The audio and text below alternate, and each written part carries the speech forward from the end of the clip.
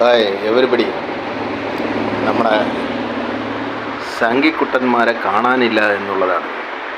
കേരളത്തെ നെടുനീളത്തിൽ പിളർത്തിക്കൊണ്ട് national highway, പുതിയതായിട്ട് നിർമ്മിക്കുന്ന നാഷണൽ ഹൈവേ. അപ്പം അതിൻ്റെ ഇന്നത്തെ അവസ്ഥ ലോകത്ത് ഒരിടത്തും ഇതുപോലെ ഉണ്ടായിട്ടില്ല എന്നുള്ളതാണ്. അപ്പം കേരളത്തിൽ അങ്ങോളം ഇങ്ങോളമുള്ള പുതിയ നാഷണൽ ഹൈവേ ഓവുചാലുകൾ പോലെ പിളർന്നും മലർന്നും പൊടിഞ്ഞു വീണും തകർന്നു വീണും ഇടിഞ്ഞു താഴ്ന്നും ചാലായി പിളർന്നും ഒരു പരിഹാസത്തിൻ്റെ കേരളത്തിൻ്റെ മുഖച്ഛായയെ വികൃതമാക്കിക്കൊണ്ട് ഒരു പരിഹാസത്തിൻ്റെ അടയാളമായിട്ട് ഇന്ന് നമ്മുടെ പുതിയ ദേശീയപാത നിലനിൽക്കുന്നു എന്നുള്ളതാണ്. അപ്പം ഇവിടെ പ്രതിപക്ഷമുണ്ട്, ഭരണപക്ഷമുണ്ട്, BJP എന്ന് പറയുന്ന ദേശീയ പ്രസ്ഥാനമുണ്ട്. അപ്പോൾ നമുക്ക് ഇന്ന് നമ്മുടെ വീഡിയോയിൽ സംസാരിക്കാനുള്ള BJP എന്ന് പറയുന്ന ദേശീയ പ്രസ്ഥാനം എവിടെ പോയി എന്നുള്ളതാണ്. ജനകീയ വിഷയങ്ങളിൽ ഇടപെട്ട് ജനങ്ങൾക്ക് വേണ്ടി സംസാരിക്കാൻ ഉത്തരവാദിത്തപ്പെട്ട BJP എന്ന് പറയുന്ന പ്രസ്ഥാനം മൗനത്തിലാണ്. കീപ് മം.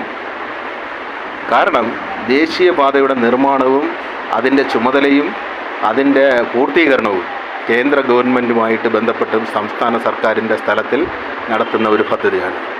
അപ്പോൾ BJPക്ക് മിണ്ടാട്ടമില്ല, BJPയെ കാണാനേ ഇല്ല. അവർ വനവാസത്തിലേക്ക് പോയിരിക്കുകയാണ്.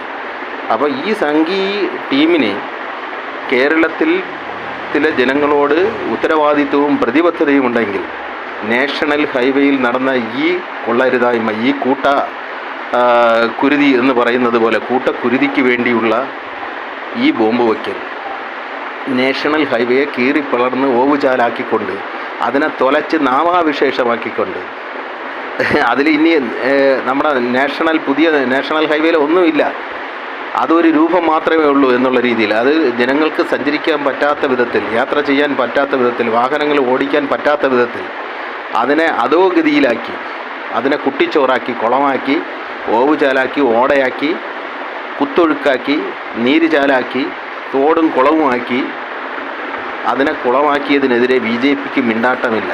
അപ്പോൾ കേരളത്തെ ജനങ്ങളോട് പ്രതിബദ്ധതയുള്ള ഒരു രാഷ്ട്രീയ പ്രസ്ഥാനത്തിന് അങ്ങനെ മാറി നിൽക്കാൻ കഴിയുമോ? അപ്പോൾ ഈ ദുരന്തത്തിന്, പുതിയ ദേശീയപാത എന്ന് പറയുന്ന ദുരന്തത്തിന് കേന്ദ്ര സംസ്ഥാന സർക്കാരുകൾ മറുപടി പറയുന്നില്ല, മിണ്ടാട്ടമില്ല, ഫോട്ടോഷൂട്ട് നടത്തുന്നില്ല.